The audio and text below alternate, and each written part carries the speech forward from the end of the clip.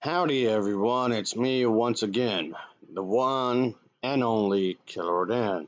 So for today's video, I figured I would again review another Western film. Yes, I know, again, which I've been doing quite often lately, which is not surprising because I've reviewed a lot of Western films before, and I was going to end up reviewing an old low-budget film anyway, to begin with, regardless of genre. And yes, of course, a blast from the past. There's going to be a John Wayne picture, by the way. So anyway, it's the one titled Randy Rides Alone. So here we go, from 1934. Anyway, of course, as always, let's talk about the plot, shall we? So here we go. So yes, in this one we get to see that yes, there's a character that's framed for murder that he didn't commit. So our main character is in deep trouble, of course. He's in deep shit, so to speak. Obviously, something must be done about this. Anywho, Randy does manage to escape to this place, of course. Let's just say there's a bunch of real murderers out there and they have to be dealt with.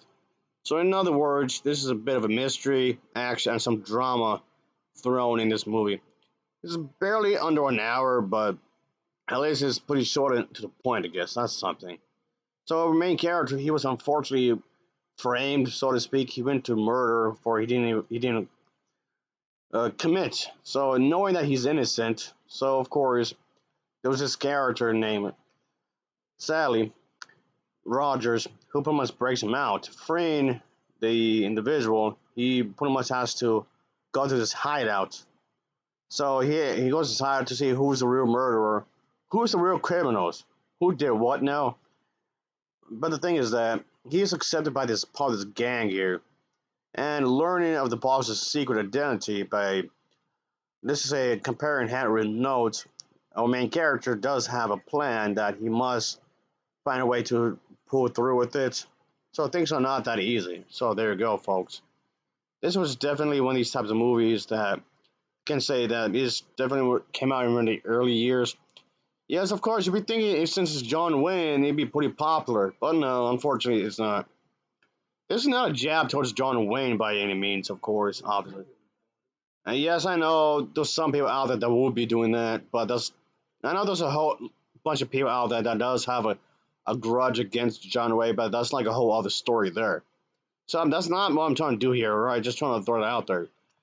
So what I'm saying that this is definitely one of his early works. I know he was in a bunch of these Western movies. It's just that he's not super well known. It's all I'm getting at. That's all.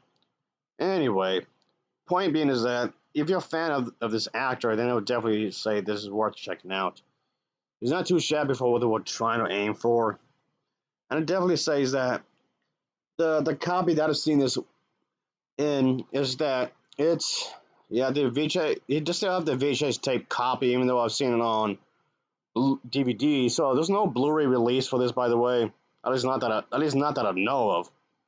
The failure of the original copyright holder to renew the film's copyright resulted in it falling into public domain, meaning that virtually anyone could actually make duplicates and sell on a VHS tape or DVD copy of the film if they wanted to. And at least do it legally, if you know what I mean, of course.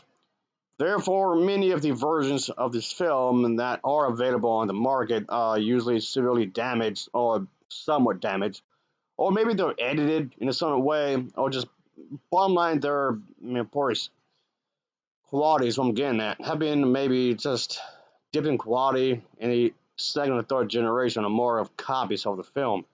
And that's the thing, though. I'm just saying that as well. But the thing is that even though this film was released in 1934, about 5 to 6 years after the first talkie, after the silent film era, the film is shown very much like a silent film movie. Some of the scenes are silent except for maybe some random sound effects throughout the entire thing.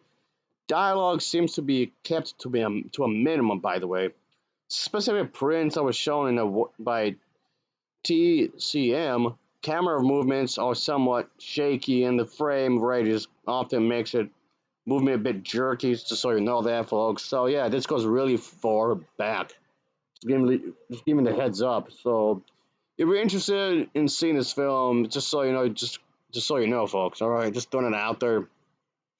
But personally speaking, I didn't really seem to mind this movie at the end of the day. Yeah, it's of course it's quite out there when it comes to really obscure stuff.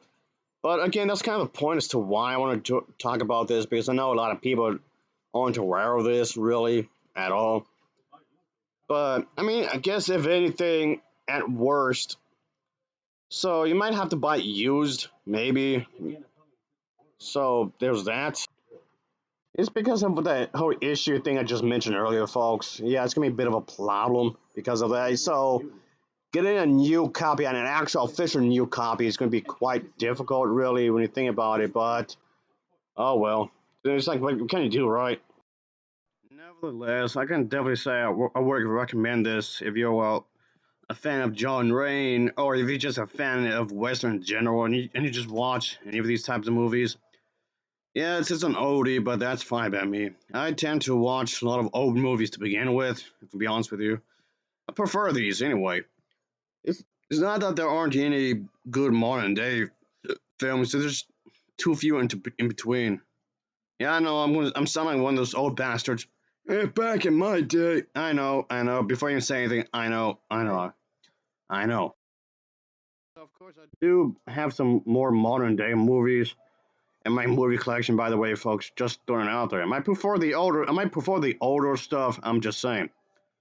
Anywho, kind of losing track here, but anyway, just going back to the movies. That anywho, I thought this wasn't too bad for the trying to aim for. Of course, yes, that's something a lot of people don't seem to realize. That yes, John Wayne's an A-list actor. Sure, but that's not how he started. He did not start as an A-list star. Yeah, star like an R star A list movie star. That's not how he began. He was in so many of these low budget films, and I do mean a whole lot. So many of these. But I don't mind really. Because like I was saying, these types of movies I tend to talk about, of course. Yes, obviously these type of movies are long forgotten. From studios, yes, there are studios who made these movies, and the one that made this studio isn't even around anymore. That's the thing. So yeah, the director who made this movie isn't around anymore. So a lot of the people who are involved aren't even around anymore. So that's kind of depressing. If you think about it. So if anything, this movie just got pretty much left in the dust. No pun intended. In the grand scheme of things, when you think about it. Anyway, nevertheless, I would just say definitely check this out. Of course. Yeah, I mean, yes, it was a cheaply made movie, quite obviously with barely any money being put into it. But that doesn't mean it's not a good movie because it is. It's a pretty good film. Yeah, it might be a little bit offbeat in some ways because in the sense that it's not like some of his other movies that he became known for. Sure, but still though, and these types of movies were pretty popular back in the day. So in some ways, yeah, the director was able to capitalize on the success of these types of movies because these types of movies were really popular. It's pretty much in the golden era of these type of movies. So of course they're gonna make more of these type of stuff. So there you go. That's not really all that surprising to begin with, if I can be honest with you. But there you go, I suppose. Anyway, I did think that this is definitely it has some good moments throughout the entire thing. I would definitely say it has moments, of course. I did like the opening sequence. That was well done. And yeah, the opening sequence of the film where John Drain's character, Randy, walks into the saloon and just finds everybody dead. That is so creepy in some ways. He's horror movie like. Yeah, boy, I wouldn't be surprised if his character got shell shock over it. I mean, that'd be a pretty cool story angle that could have had played by.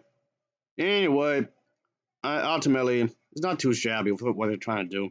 I'll give it an overall rating of a 7.0 out of 10. It's a 7.0 out of 10 for me. So, of course, as always, thanks for watching and take care. Until next time, see ya. Oh, yeah, later.